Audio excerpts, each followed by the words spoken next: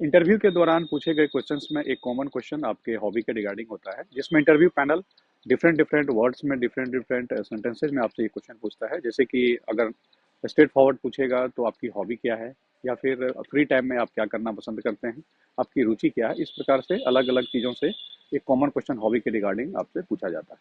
तो जब भी आप हॉबी के रिगार्डिंग आंसर देते हैं तो तीन चार चीज़ों का अवश्य ध्यान रखें।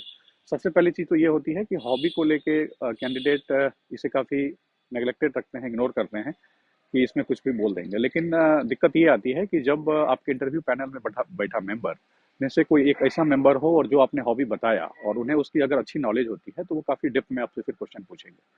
तो एग्जाम्पल के लिए, जैसे आपने अपनी hobby playing cricket, playing football या कुछ भी बताते हैं, तो इसमें आपको इतनी इन डेप्थ नॉलेज होनी चाहिए कि जो भी पैरामीटर्स उस गेम्स में यूज होते हैं, जैसे कि अगर क्रिकेट की बात करते हैं तो उसमें पिच की क्या साइज होती है, ग्राउंड का नॉर्मली क्या साइज होता है, डिफरेंट डिफरेंट जो ग्राउंड्स हैं वो कहाँ कहाँ पे हैं, किस किस लोकेशंस पे हैं। बिहार के कॉन्टेक्स्ट में भी आ सकता है कि अभी रिसेंटली बिहार में जो है कोई क्रिकेट स्टेडियम इंटरनेशनल लेवल का बना है, तो वो कहाँ पे बना है।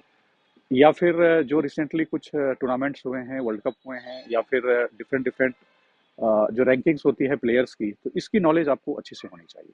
इसके अलावा अगर हॉबी की बात करते हैं, जैसे आपने रीडिंग नॉवेल बताया, तो अब ये आपको होना चाहिए कि रिसेंटली आपने कुछ नॉवेल पढ़ रखा है, उसके बारे में आपको अच्छी खासी नॉलेज है, उनके राइटर कौन है, ऑथर कौन है, ये चीज़ आपको पता होनी चाहिए। अगर हम लोग दूसरे कॉन्टेक्स्ट में देखें, दूसरे अगर हॉबी की तरफ चले, जैसे आपने फोटोग्राफी अपने हॉबी बता दी, तो फोटोग्राफी में कभी टेक्निकल चीज़ें आ जाती है कि उसमें जो कैमरा यूज होते हैं, लेंसेज यूज होते हैं, उसके बारे में टेक्निकल स्पेसिफिकेशंस होती है उसकी, तो उसके बारे में नॉलेज होनी चाहिए।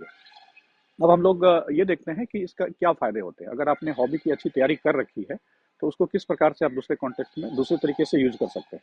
जब भी आप इंट्रोडक्शन देते हैं, तो उसमें अगर आपने हॉबी की अच्छी तैयारी कर रखी है, तो लास्ट में एक सेंटेंस अपने हॉबी के रिगार्डिंग ऐड कर दें। क्योंकि हो सकता है कि इंटरव्यू पैनल जो है, अगला प्रश्न आपके हॉबी को उठा के पूछना स्टार्ट कर दे और काफ़ी क्वेश्चंस उससे पूछे, और आपने चूँकि अच्छी तैयारी कर रखी है और उसका अच्छा जवाब देते हैं, तो बहुत एक पॉजिटिव इंप्रेशन जाता है। तो इस तरह से हॉबी एक काफ़ी अच्छा जो है आपको मार्क्स दिला सकता है, अगर आपने उसकी अच्छी तैयारी कर रखी है।